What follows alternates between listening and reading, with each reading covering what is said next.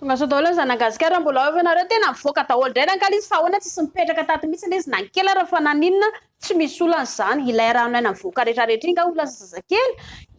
fitambarany iny rano iny raha matanjaka dia eo amin'ny 150 millions manodidina eo ka raha ohatra somary kelikely ny tanjaka ny rano aina lahy mety hoe 8 millions 10 millions 7 millions arakarak'izay za ohatra singa kely tsy fantatsy hitantsika maso iny ihany no tafiditra anatiny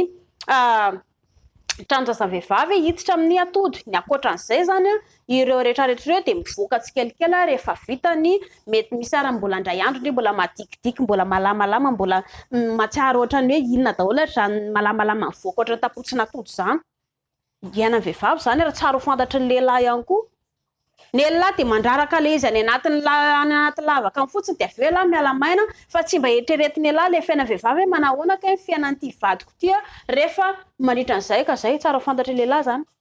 mivoaka tsikelikely daholo tsy voatery eo fa na mety rapitso na kapitso mbola madikidiky malamalama madama dia nefa angamba afaka atao ina fa mivoaka ho azy fotsiny andeha arina moa tsy afaka lezy koa tsy mivoaka fa mipiritsaka ho azy fotsiny le izy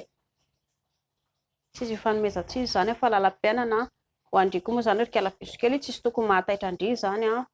tsy voatery hoe anao salaka moa ndry zany fa na manao silipo andry tsy maintsy mandomando kely fotsiny silipo fa tsy misy olan'izany dia zay mazotoa